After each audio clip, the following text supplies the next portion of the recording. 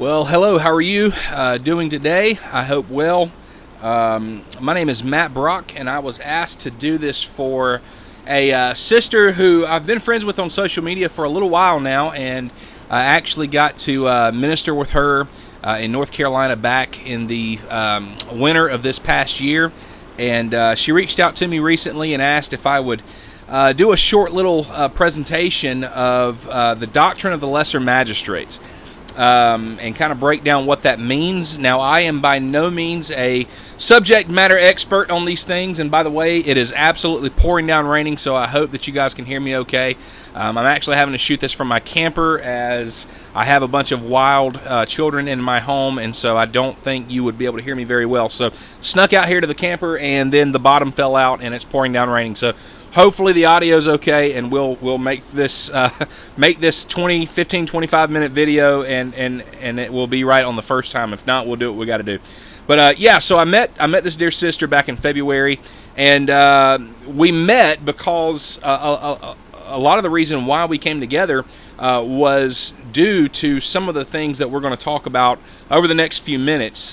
So the doctrine of the lesser magistrates. And also something that pairs perfectly with the doctrine of the lesser magistrates is the doctrine of interposition. And I don't think you can't really separate those two, and you'll understand what I mean hopefully here in a few moments. But I did try to write this out, script it, if you will. I just do better when I do talks and presentations by basically just kind of reading line by line and then straying and then coming back. But I really wanted to basically just kind of do this in a conversation format. Even though I'm the only one talking, I wanted to do it as if I were in a conversation with just someone on the street.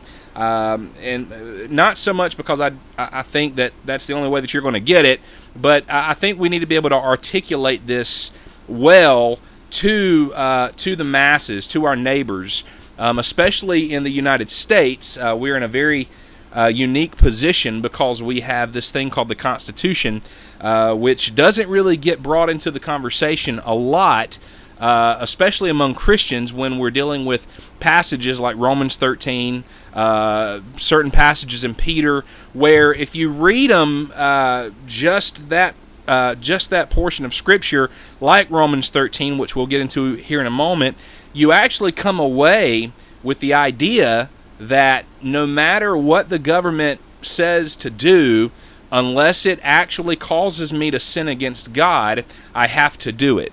And to a fair point, if you read Romans 13 and you don't really think that all the way through, or if you read it and you don't take into consideration the fact that we don't live in first century Rome like Paul did when he wrote it, and Biden is not Caesar like Nero was when Paul wrote it, then yeah, you can certainly fall into these very dangerous contexts of Romans 13 and get to some really dark places, which will demonstrate that here in a moment. So I'm very grateful for the opportunity. Again, I did not write a whole lot of notes. I'm kind of winging this, and again, the reason why is because every time I tried to write it out, it started getting really academic and really lofty, and I didn't want to do that. I wanted to kind of keep it very low-hanging fruit, if you will, and I think it's good for me to do that because a lot of the guys that I'm articulating this to or trying to have these conversations with are legislators and pastors, and so I think it's good for me to try to bring it down a little bit, and it's easy for me to articulate when it's down a little bit as well. So let's dive right into it, and we'll kind of see what happens here.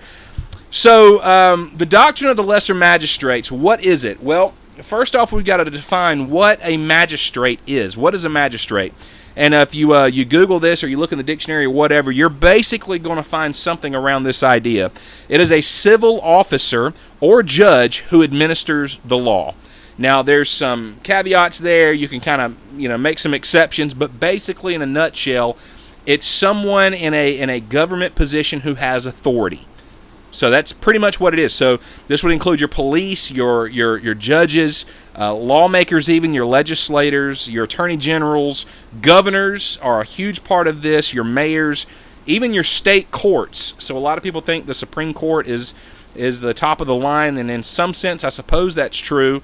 But states have a lot more rights than what the federal government wants them to think that they have. And again, we have to look to the Constitution for what that is. So yeah, state courts as well. So what is the doctrine of the lesser magistrates, and why does it matter? Well, it matters, especially in today's time, because we have a government that thinks that they are God. We have a government that has basically gone completely tyrannical, who want to mandate things that they really don't have the right to mandate. And while that's going on, we have Christians that are looking in the Bible and they're reading Romans 13 and they're saying, okay, well, when I read Romans 13, it appears as though the government does have the authority to mandate things, and so I don't really think I have an argument for to go against what they're saying, even though it's clearly wrong, it's clearly off base. I really feel strongly that they don't have the right to stick a needle in my child against my wishes as their parent. And even though they feel those strong feelings, many of them, most of them, they feel that they have to submit to that because of the way that they've been reading Romans 13. And so I just want to read that really, really quick, and then we'll kind of go from there. So Romans chapter 13 says, and I'm reading out of the New American Standard, every person is to be in subjection to the governing authorities. Pretty clear. For there is no authority except from God. And those which exist, the governments that exist, are established by God. Therefore, whoever resists authority has opposed the ordinance of God. So basically what Paul's saying here is when you defy the government, when you rebel and disobey the government, it's not just the government that you're rebelling and defying. It's actually God himself, because he's the one that put them in that position. Okay, and so that's the argument, and that's really the heart behind a lot of our brothers and sisters who take that position of Romans 13. And that's why I try to be very patient with them, and I believe this way for a long, long time. And you can keep reading down through there, but that's basically the gist of Romans 13. Submit to the government. God ordained them. They're there for a reason. He established them, and for those purposes, as Christians, we are to obey and submit. Now, again, I do want to state clearly that we have to read the Scriptures in the context that they were written. I don't remember who said it, but someone, I heard it once said that all of Scripture was written for you, but hardly any Scripture was written to you. And so, also in the book of Revelation, was it written for us? Well, certainly it was. All of Scripture was. But in the very beginning of the book of Revelation, it clearly says that John was writing to the 7 churches of that day. So, again, it's for us, but it's not necessarily to us.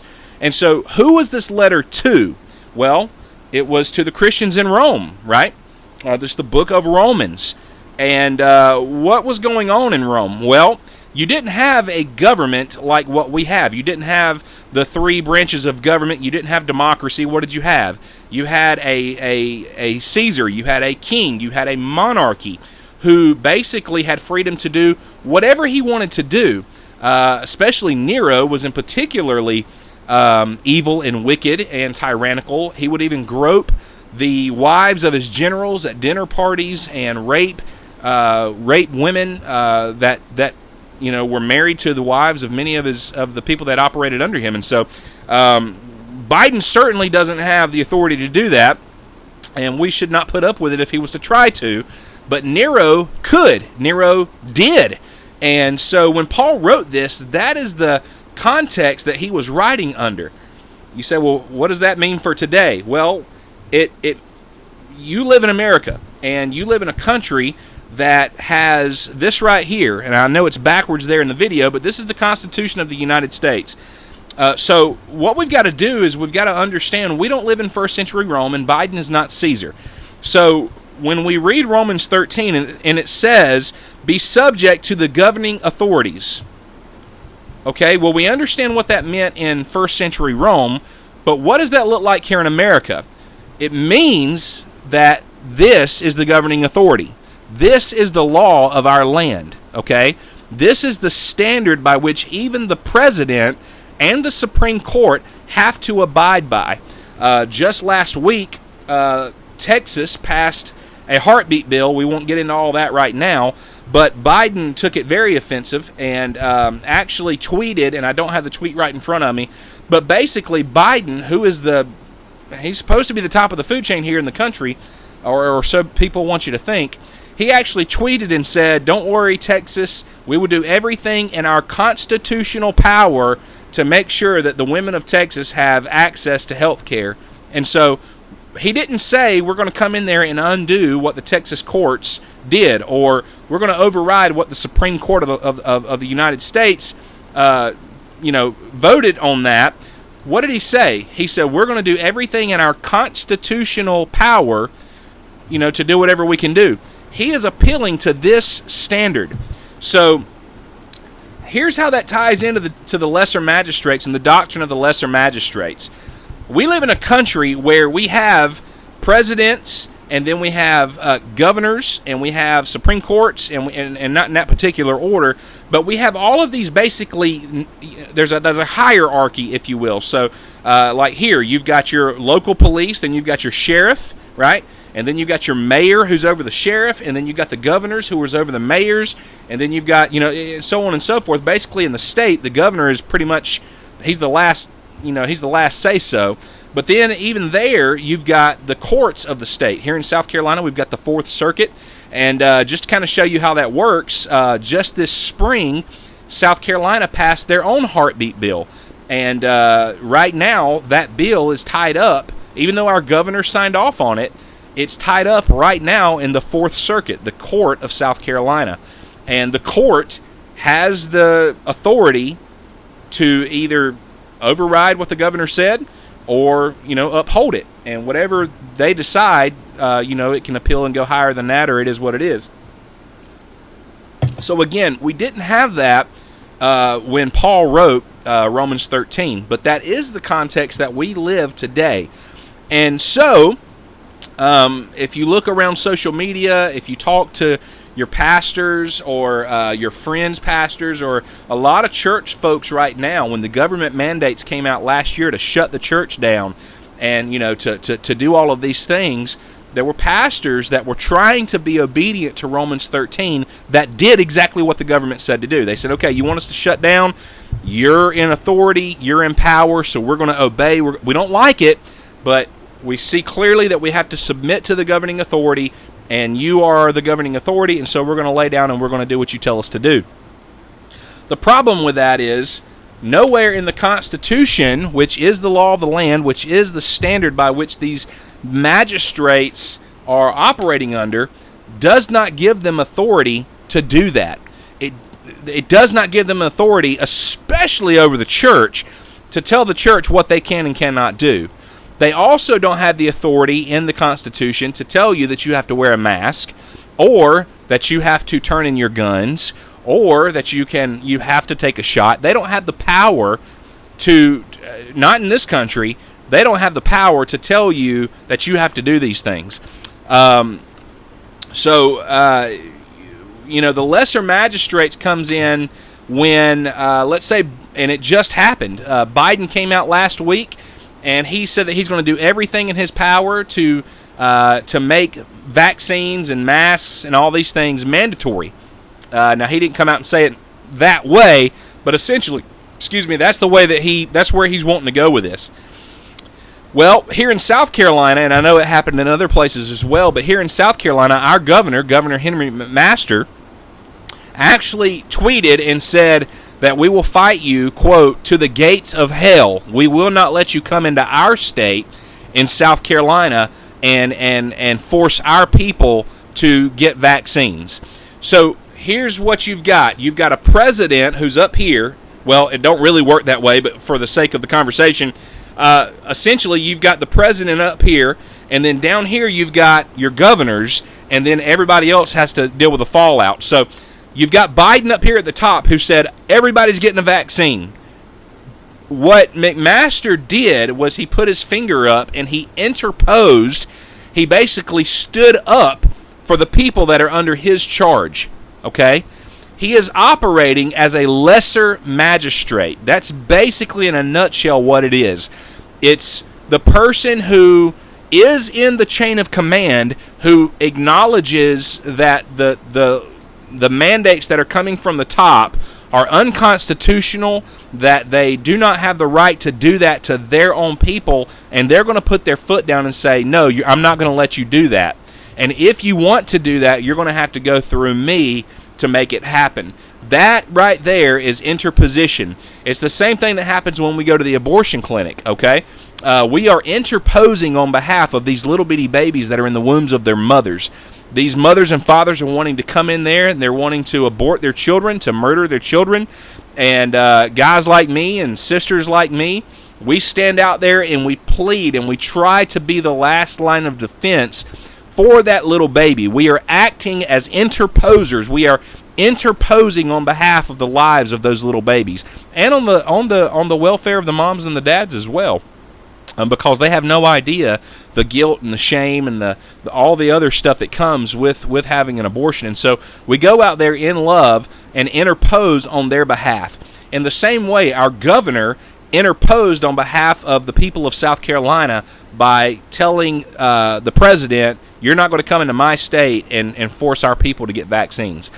So in a nutshell, very quickly, that's the perfect example of interposition. And there's several examples of this, and if you pay attention, you'll see them all over the place. There's people in the state. So right now, earlier we were talking about the president down. Now we're actually talking about like business owners and people who don't want folks in South Carolina coming into their store without a mask on, and they're basically discriminating against people who don't have on masks and saying you can't shop here, you can't do business with us unless you put a mask on. We've actually got state senators right now who are writing official letters to these business owners, urging them, telling them we don't have a mandate in South Carolina. Stop discriminating against the people of South Carolina. If you want to be open in South Carolina, you need to be open to everyone. They're not breaking the law. They're not hurting anyone. Let them in your store. That is also an act of interposition. And so Pastor Matthew Truella has actually written the book on the Doctrine of the Lesser Magistrates. Again, I know that's backwards, but there's a book there. There's also another great book called Slaying Leviathan, which I would highly encourage that one as well. So lots of good information on it, but in application, that's basically what interposition is, and what the Doctrine of the Lesser Magistrates is. Now, it doesn't seem too dangerous when we're talking about masks. It gets a little sketchy when we talk about vaccines, because right now we're actually talking about putting something in my body or my children's body, and so that's a little bit different. But if you play this out even further, it gets really, really dark, really, really quick. Let's say the government was to come down from the top, talking about the federal government, and they wanted to come in and say, we want to take your guns. Well, if you're going to submit to Romans 13 the way that you do with masks and the way that you do with vaccines, you really don't have a leg to stand on when they come asking for your weapons or your guns to be able to protect your family and your neighbors. And so, it gets to a bad place really quick. And I would hope that our governors and our magistrates would stand and interpose if the federal government was to come in and do that. But we got to ask ourselves a question. What do we do when the lesser magistrates don't protect us? What do we do when our mayors and our sheriffs and our governors refuse to protect us from a tyrannical government? The question then becomes, okay, do we have what rights do we have? How can I continue to interpose and love my neighbor by protecting him or my family when our elected officials even refuse to do so? Well, a lot of people would disagree with me on this, but I think that I can make a pretty biblical case really quickly, and I would say that we would appeal to our constitutional rights. Okay, now if I was to say right out the gate that our job is to basically, we would, if it came down to it and the federal government tried to come down and harm my family or take my kids or do whatever, and none of my magistrates were in place to help protect me from them, well, I still have a duty, right, to protect my wife and my children. But am I in danger of being disobedient to the scriptures by doing that, by literally rising up and fighting the government? Well, a lot of people would say yes. A lot of people would say yes, absolutely. You should just lay your life down, take the persecution, and take it, because Romans 13 is clear. Well, let's think about that for a second. If Biden and the government are already telling you that this is the standard that they're appealing to, okay, this doesn't just limit and dictate magistrates. It also tells me what my rights as an American citizen are, okay? I want to read something to you really, really quick, and this is at the very beginning here. It says, "We hold these truths to be self-evident, that all men are created equal," okay? That they are endowed by their Creator with certain unalienable rights, that among these are life, liberty, and the pursuit of happiness. That to secure these rights, governments are instituted among men, deriving their just powers from the consent of the governed. We're the ones that give the government their power. Okay? And whenever any form of government becomes destructive of those ends, it is the right of the people to alter or abolish it, and to institute new government, laying its foundation on such principles, and organizing its powers in such form as to them shall seem most likely to affect their safety and their happiness. The Second Amendment of the Constitution gives us the right to bear arms. And it doesn't say that you have the right to own a gun to go shoot deer and shoot squirrel. Okay? That's not what it says when you read it. It says that we are to have the right to keep and bear arms against a tyrannical government. That's why it's there. And a lot of people say, well, Matt, are you saying that we ought to take up arms against the government? Well, maybe not yet, but if it gets to that point, then I would say absolutely.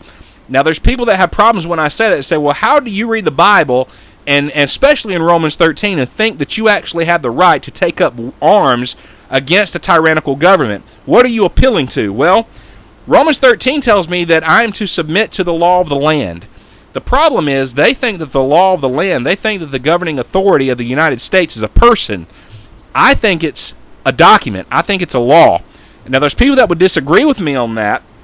And again, I want to argue this from the scriptures. I don't want to argue this, I don't really care about what your opinion is, and you really shouldn't care about what my opinion is. We need to know what God's opinion is. Has God spoken on this matter? And I believe He has.